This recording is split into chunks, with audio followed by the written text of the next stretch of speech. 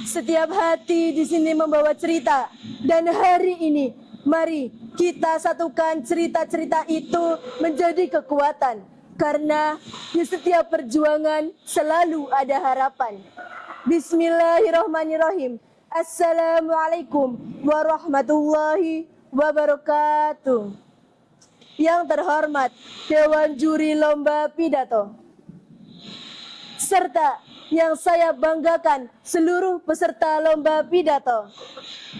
Pertama-tama, marilah kita panjatkan puja dan puji syukur atas kehadirat Allah Subhanahu wa Ta'ala yang telah melimpahkan nikmat dan rahmatnya sehingga kita dapat berkumpul di tempat ini dalam keadaan sehat walafiat.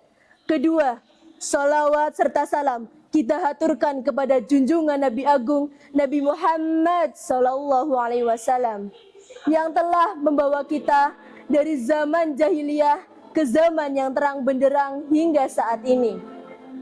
Hadirin sekalian, data dari Badan Bahasa menunjukkan penggunaan istilah asing di media sosial semakin meningkat dari tahun ke tahun. Hal ini menandakan bahasa Indonesia menghadapi tantangan besar di era digital. Jika penggunaan bahasa Indonesia lebih dominan di ruang digital, apakah bahasa Indonesia akan menjadi bahasa utama komunikasi di masa depan? Pertanyaan itulah yang mendorong saya untuk mengangkat sebuah pidato dengan judul Menjaga Keutuhan Bahasa Indonesia di Era Digital.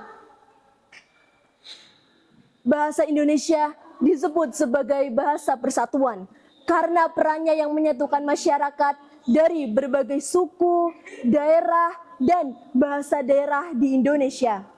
Hal ini ditegaskan dalam Sumpah Pemuda 28 Oktober 1928, di mana salah satu ikrarnya berbunyi, kami, putra dan putri Indonesia, menjunjung bahasa persatuan bahasa Indonesia.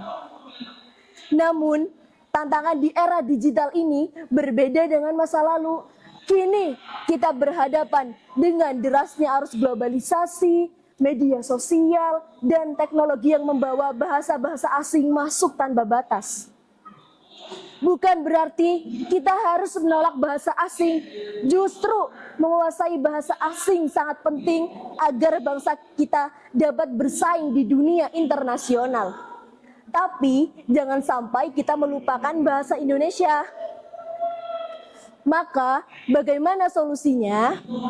Yaitu kita harus menanamkan rasa kebanggaan menggunakan bahasa Indonesia.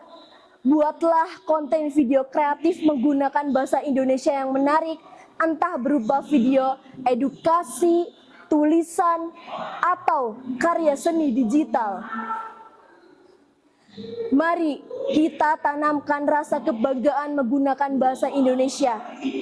Jika kita bisa menggunakannya dengan bijak, justru itu akan menjadi peluang emas agar bangsa kita dapat bersatu kembali. Hadirin sekalian, sebelum saya menutup pidato, izinkan saya untuk menyampaikan sedikit sebuah pantun. Pergi ke pasar membeli nangka, jangan lupa beli salak.